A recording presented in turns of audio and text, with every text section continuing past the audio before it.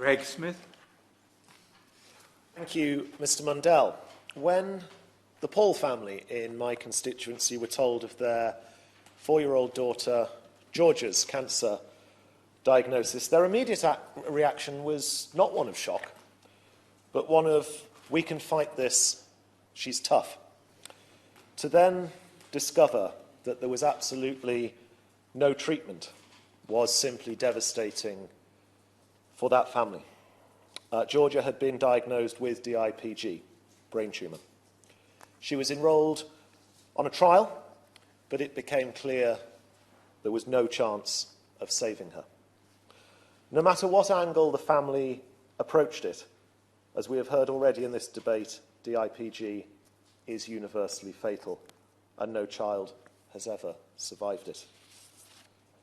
DIPG remains the most fatal of all childhood brain cancers, and I fear that is in part due to a lack of funding for the research. In 7 short months, Georgia went from a happy, active, engaged little girl who loved life to losing her ability to walk, talk, or swallow. And the 28th of November just gone marked exactly 2 years since Georgia died in her family's arms, leaving them absolutely heartbroken. Another constituent, Sue Farrington Smith, lost her beloved niece Alison Phelan to a brain stem glioma brain tumour in 2001, 3 weeks before her 8th birthday, 10 months after diagnosis, and went on to establish Brain Tumour Research, an umbrella group of 22 brain tumour charities that have campaigned to move the dial on funding for brain tumour research. And their campaign led to the establishment of the 2016 Task Group on Research, and they are now working with government to see how the 40 million Tessagel fund is spent.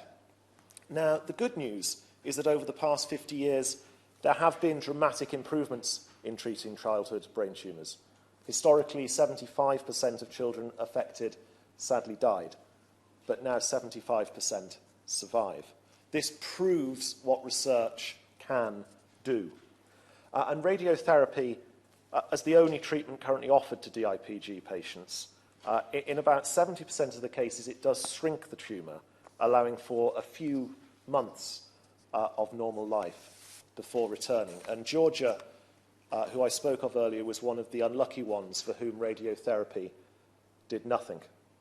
So I do welcome that improving cancer outcomes, including for children, is a major priority for this government, and I am supportive of the £1.2 billion spending which the government has put into the Cancer Drugs Fund, which has helped 95,000 people, including children, to access the latest and most innovative cancer care drugs.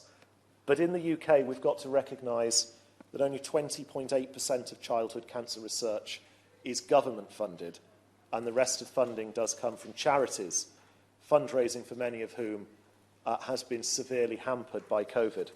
So, Mr. Mundell, let us go forward from today's debate and commit to providing that new research funding for childhood cancers and ensure a legal proportion of other funding must be used for childhood cancer research to adequately balance the years of life lost against relative rarity of condition. This is about the children that will be diagnosed in the future, who will face the same dreadful, awful news that Georgia and her family did. This will happen year after year unless there is funding allocated to research.